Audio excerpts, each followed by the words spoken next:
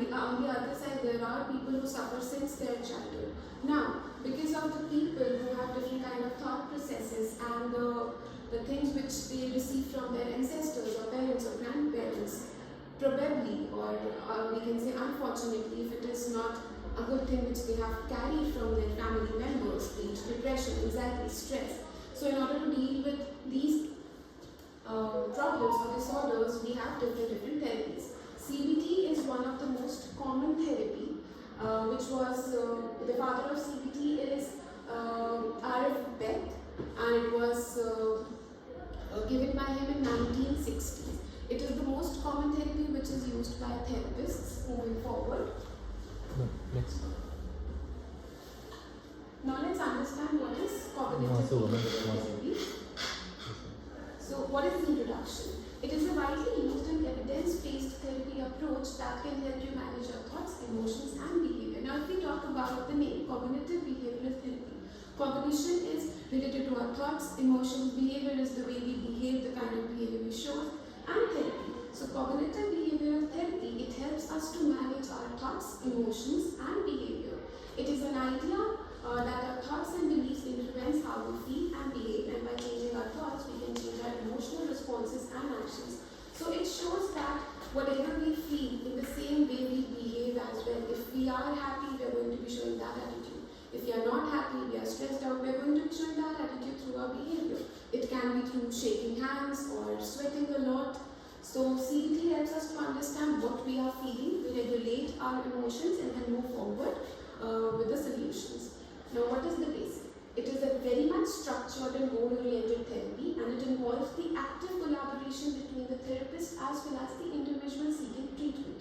So in CBT, it's not going to be that only the therapist is going to be sharing all the treatments or all the solutions or all the coping strategies. It should be the collaboration of the therapist as well as the client. Now, if the suggestions of the therapist are not followed by the client, it is of no use. So it is an active collaboration where the person who is seeking treatment and the therapist, they both work collaboratively. How? The therapist, he or she acts as a guide. They help and understand the problems which a person faces. It can be through anything. It can be either environmental or through their family members. So they identify the negative thought patterns or behavior, they understand about their triggers, and later on, after understanding about their past history, they develop strategies to challenge and change them. They understand about the coping mechanism which a person can apply in their day-to-day life to change their thought process and to improve their emotional well-being and for the betterment of overall functioning. Now the foundational principles and benefits of CBT. It is built on the foundation of understanding again about our thoughts, which can be distorting sometimes, contributing to emotional distress and maladaptive behavior. Now thoughts, we do not have control over our thoughts at all. We are here in 2024, but at the same time we can think about 1990 or wherever we were born, or if we have any kind of trauma at that point of time.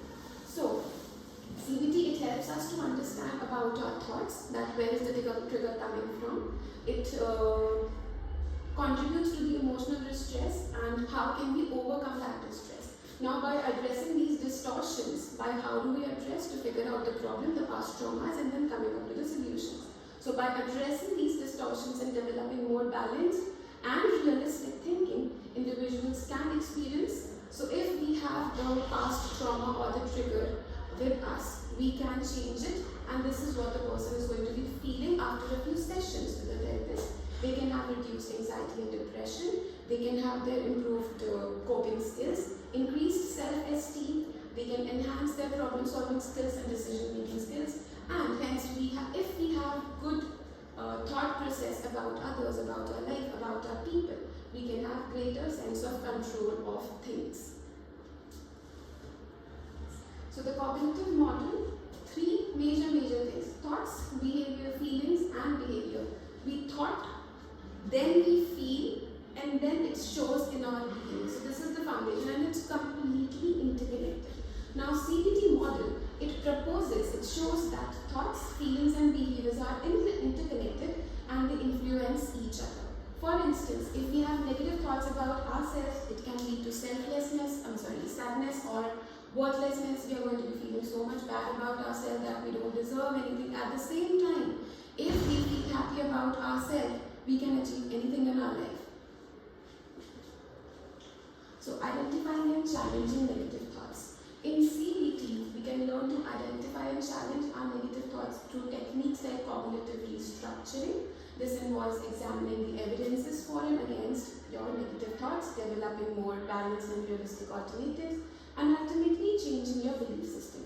In very simple language, we can say that in CBT, we understand about the past traumas through our counseling sessions, through talk therapy, we understand about the triggers, where is it coming from, we change that, the thought process, we restructure the cognitive system of our brain, and then we move on to the solution through different coping strategies. Behavioral techniques in CBT. Now, behavioral techniques in CBT focuses on changing behavior that contribute to distress or maintain negative thoughts and patterns. So again, CBT technique, it focuses on changing our behavior, which is from negative to positive or sadness to happiness, and techniques like exposure therapy, behavioral activation, relaxation technique, and assertive training. Now, exposure therapy, gradually facing your fears or anxieties in a safe and controlled environment. For instance, now there was a child, I took that case, that child was diagnosed with some kind of problem and he went to ICU. So there he was helped by the doctors, and then he was getting the injection done. So it was a major trigger for him. So it was a trigger for him that if he is in a closed environment, the same thing is going to be happening to him. So what we did, slowly, gradually, we used to take him to that small area, and we did not do anything at all with him. He was just standing over there. That was the exposure therapy for him, so that he understands that if the room is closed, it's not that he's going to be getting the same thing from the doctors or from other people again and again. Behavioral activation. Now, engaging in activities that bring a sense of pleasure or accomplishment to combat feelings or depressions. Now, there are different things which we have to do. For example, going for a drive, cooking. So we have to involve ourselves in those things which help us to forget the feeling of depression, or at least stay away from that feeling. Relaxation.